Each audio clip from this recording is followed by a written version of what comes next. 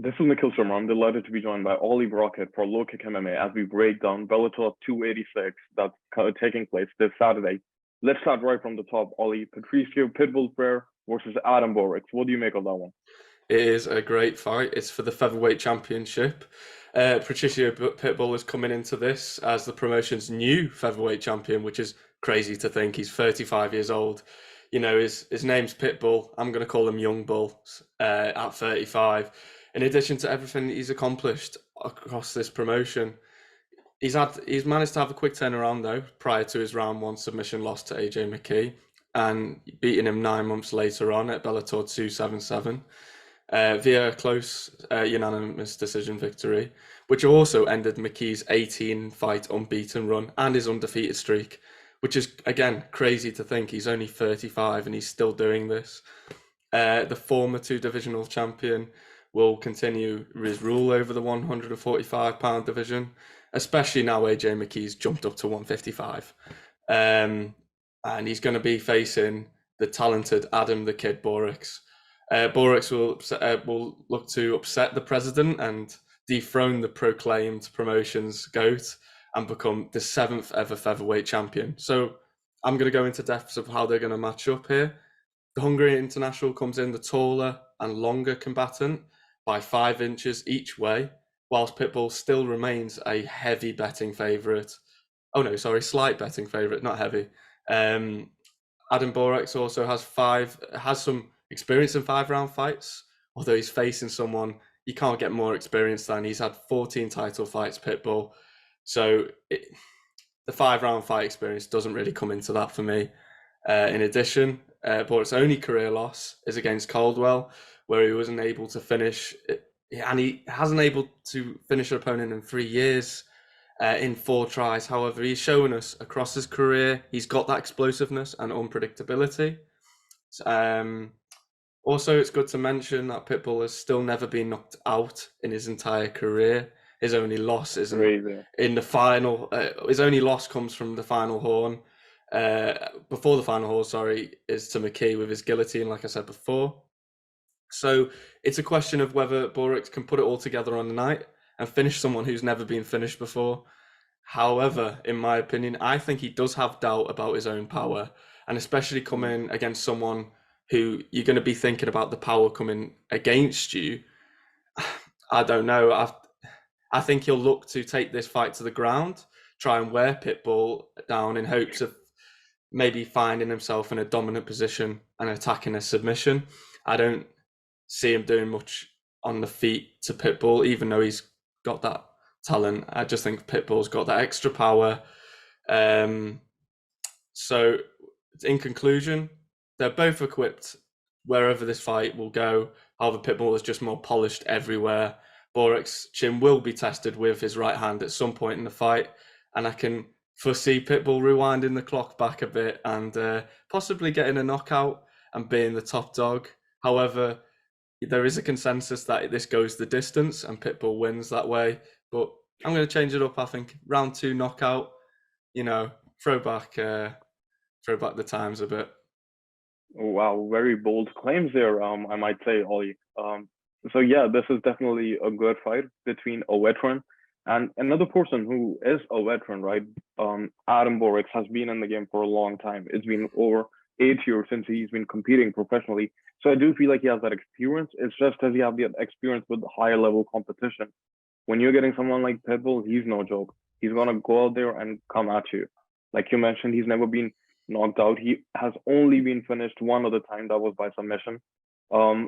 So I don't think Adam Borics will be feeling too confident about finishing Pitbull. Although anything can happen in this sport, I do favor personally. I feel like Patricio is gonna win this one.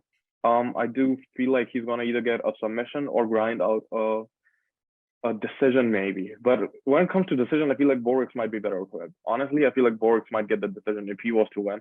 But if I was to give one answer, I would bet on Freire getting a submission locked in. When? That we'll find out, because Borics is good too. There's a reason why he's getting this fight, and it's going to be very fun. What I'm curious about? I want to see where Patricio goes after this. Who else is left for him? The guy he fought last time, AJ Mckee, He's fighting under him on this card. You know how crazy that is? So let's go on to his fight now. AJ McKee versus Spike Carlisle. Well, What do you think about that? I just wanted to say quickly, like you said, where does he go after this? He can't go up a division. His brother is the champion of the lightweight division. Like, he can't go up. He's not going to go down a weight. So he's either going to have to continue his dominance at Bellator, or does he move promotion? Which I just don't see either. He's 35. He's got a good deal there, and he's the champion. So really, what happens? Does he retire, or does he continue his dominance? I guess we'll find out if Borics is unable to beat him. Yeah, and there's also a pattern of interconnectivity on some of the other fights that are on this card that we're gonna go through as we go ahead. But let's discuss AJ McKee's fight with Spike Carlisle. What do you make of that one, Ollie? Well, I'm sorry for cutting you off before, but back to this fight. Bellator superstar AJ McKee awaits his lightweight division debut as he squares off against former UFC fighter Spike Carlisle. McKee is coming off a very competitive decision loss in his rematch against Pitbull, where he was unable to defend his 105-pound title. Even though the move up to lightweight seems like he's a bit bored of the Pitbull back and forth, I feel like this was going to happen anyway.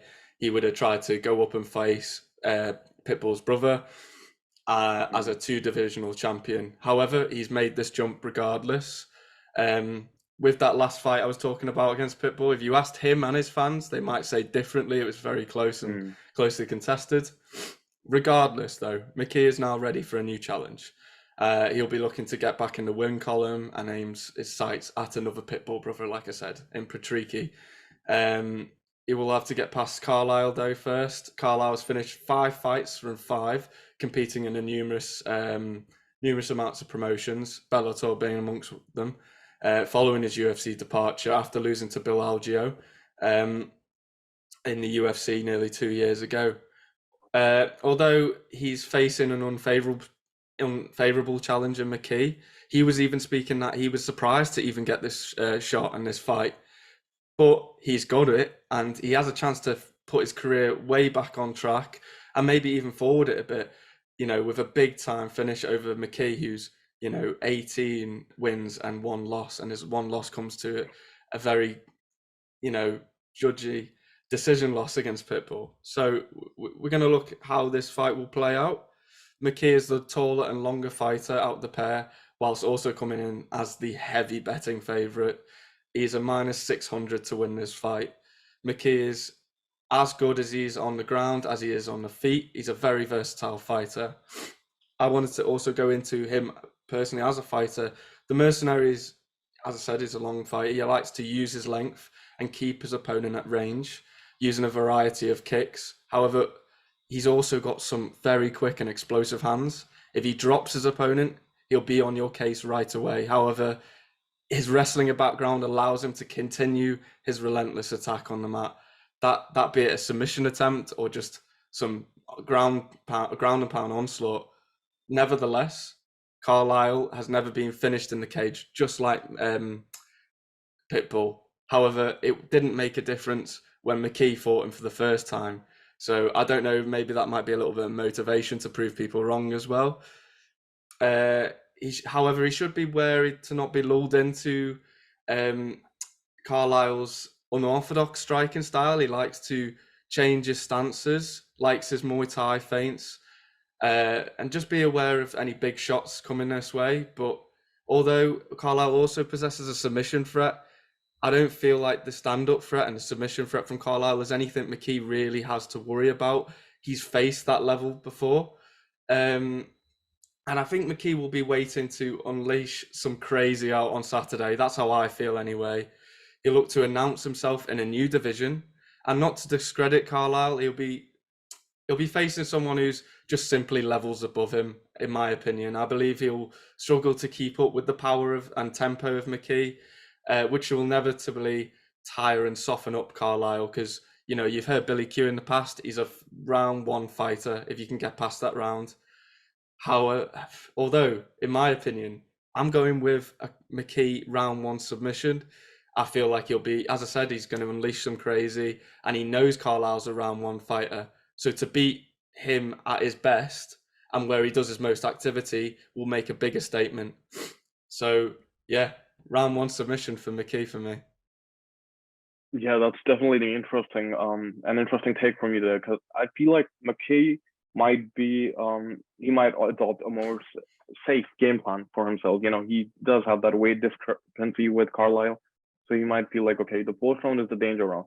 Why should he put himself at risk doing that? Of course, it's entertaining for the fans, so he might as well be like, okay, you know what, fuck it, let me just go ahead and try to do something special here. I do feel like Carlisle is a bit out of his league here, getting in there with Mckee.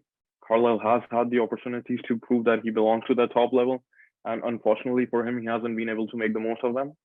I don't feel like he's gonna be much of a threat to Mckee, even in the fourth round. I feel like Mckee has too much control over here. Yeah, if there's a prediction I can make, the safest one would be a second round submission, or yeah, a third round submission. Maybe I don't see this going to decision. Maybe earlier, fourth round, yeah. It just depends on what Mckee wants to do, you know. For Carlisle, yeah, I just don't know why they would give him Mckee, or what they have planned for him ahead from here, or what they saw on his resume. He is on a good run, so we shouldn't count him out totally. Not to discredit what he's done in Ryzen, in Bellator, Cage Warriors, all these other promotions.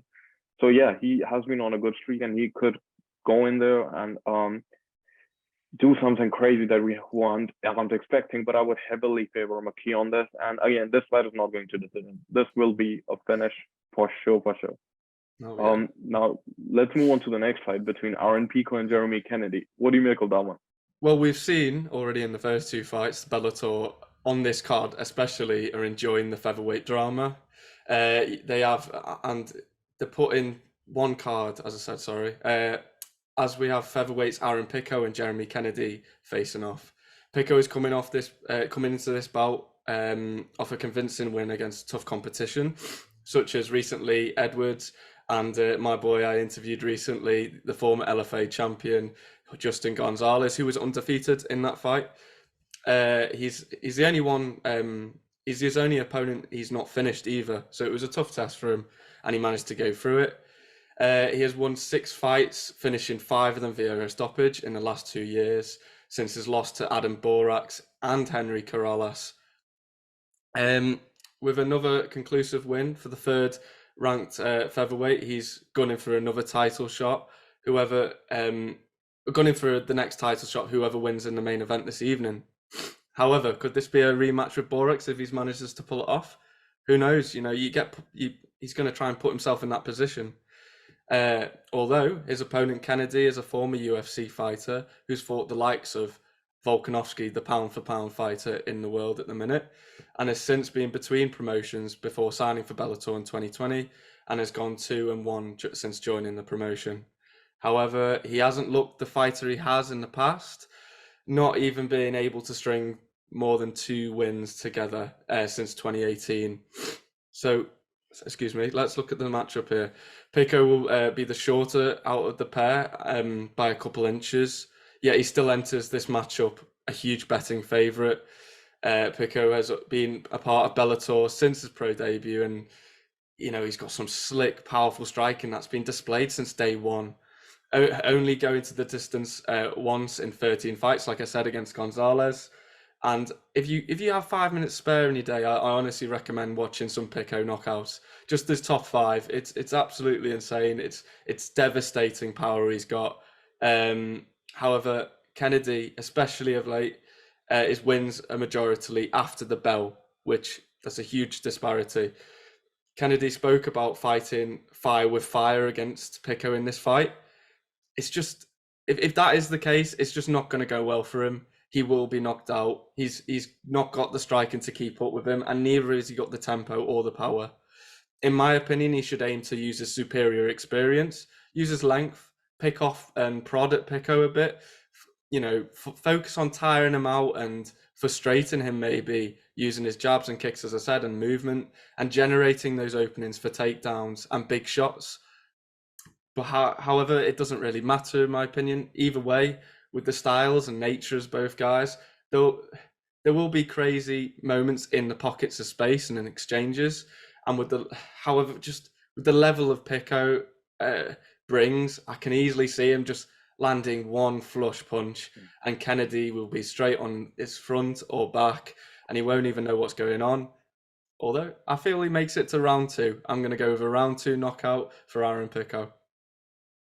Well, you see, you feel like there'll be a bunch of finishes on this card. Imagine there are 4 fights, all finishes in a row. That's what we want. That's actually what we want. But yeah, looking at this fight, Aaron Pico, like you mentioned, very powerful guy. He has the ability to knock anyone out.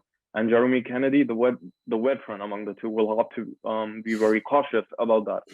Both of these fighters, like I mentioned, the link on the card, have lost to Adam Borics, who's headlining the card. So it's like, what's on the line for them? Aaron Pico lost to Borics quite a while ago, whereas Kennedy's second last fight was the loss to Borics. So I feel like Pico is being set up here. He's been given an opportunity to walk his way back. If Borics defeats Pitbull, maybe they set up Pico versus Borics, the rematch. There's already a storyline there. But maybe I'm thinking too much the way UFC likes to do things. Maybe not Bellator. But who knows? It'll definitely be interesting. It raises the stakes here. Like you mentioned, Jeremy Kennedy, if he's saying that he wants to go and trade with Pico, that's not a good idea. That's just not a good idea. Especially when you look at his style of fighting, I feel like he'd be more comfortable grinding out a decision win, which, in my opinion, he can. He totally can. I don't feel like Pico is so far advanced off Jeremy Kennedy that he's just going to go out there and ragdoll him. If Jeremy Kennedy is able to mix up his game plan and get the fight to the ground, don't stay on the feet with this guy. That's a big thing. Get the fight to the ground, grapple, use a more boring style, if I may say, not as fan-friendly. He might be able to grind out a decision win.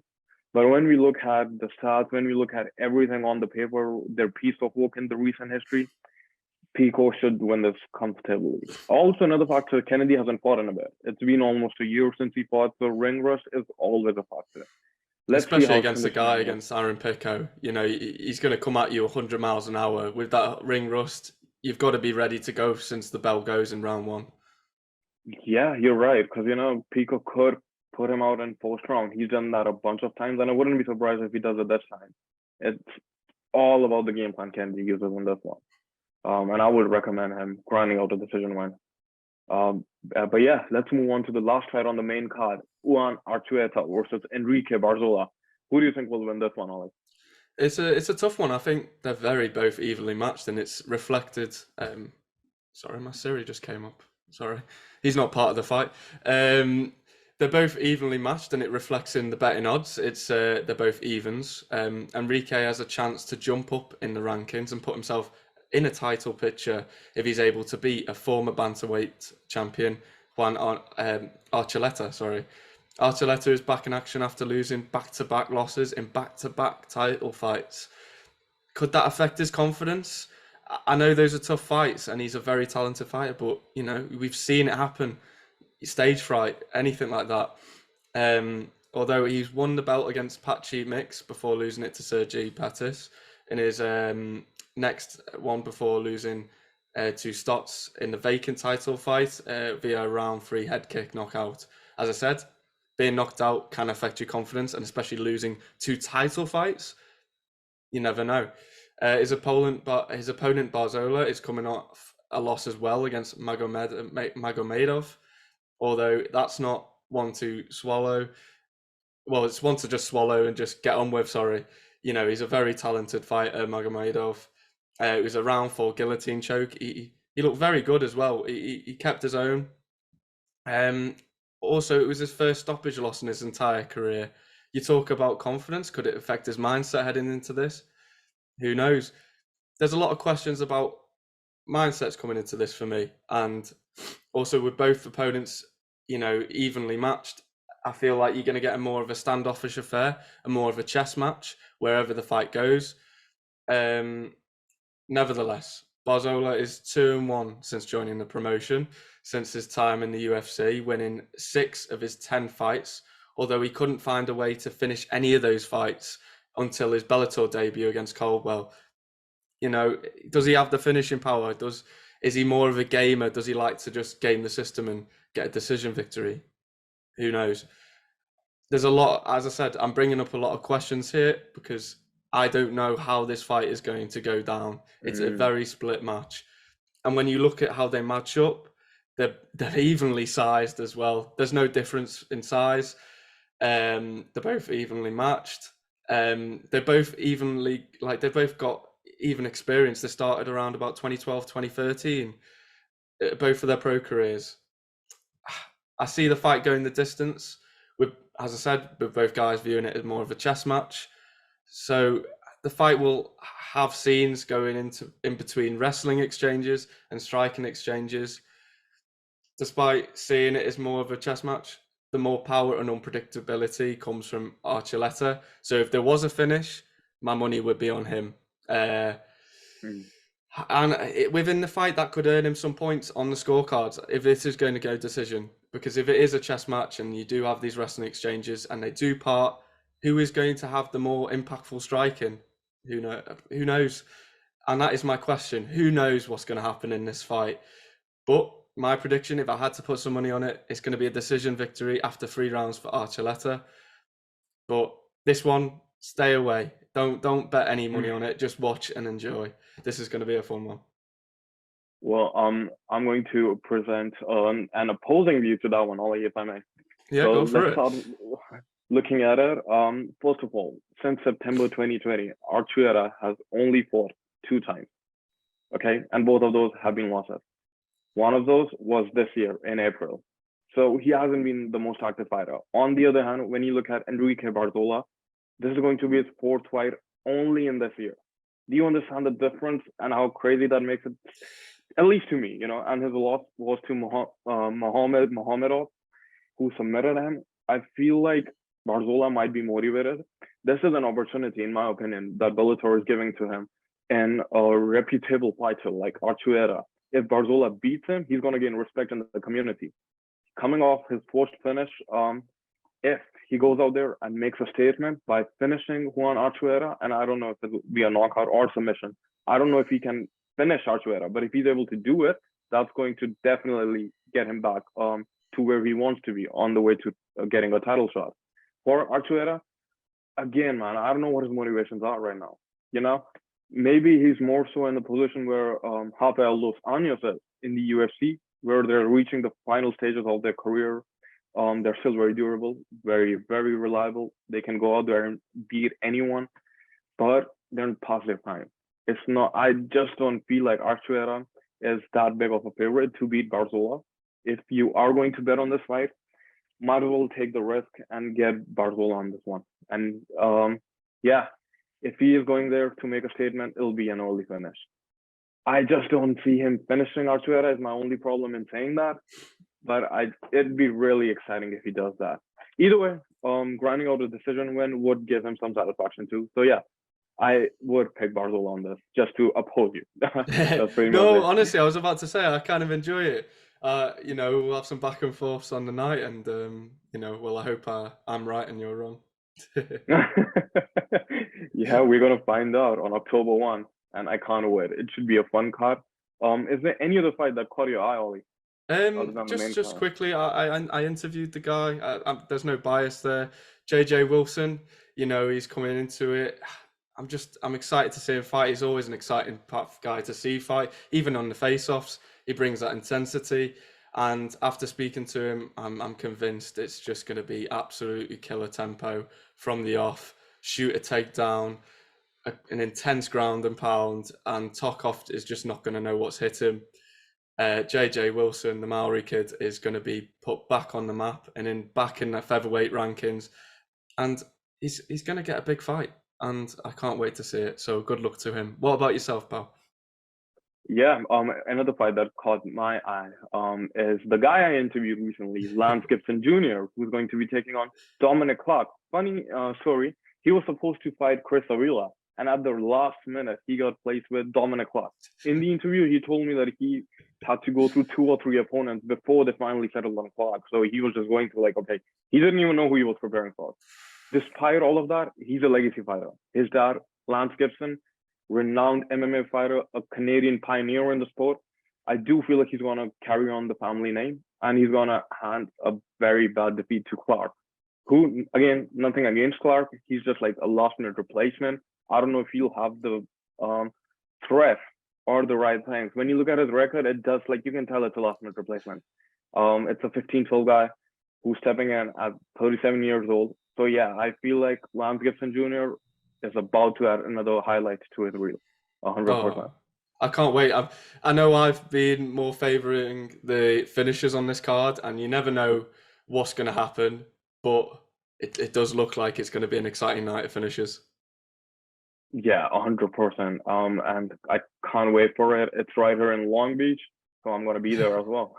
I'm very jealous. You know, you're very close to the events there, and yeah, I'm in here in England where it's all rainy. Yeah, man, it'll be fun because AJ Mckee is from Long Beach, so I want to see the atmosphere he brings on when he walks out to the cage. That's a good point to mention. I'll give you that. Yeah, man. So we hope you enjoyed the breakdown show, and we look forward to watching the fights this Saturday. See you later. Make sure to subscribe to the LowKickMMA YouTube channel for all the latest news, event previews, and interviews with some of the biggest stars in MMA.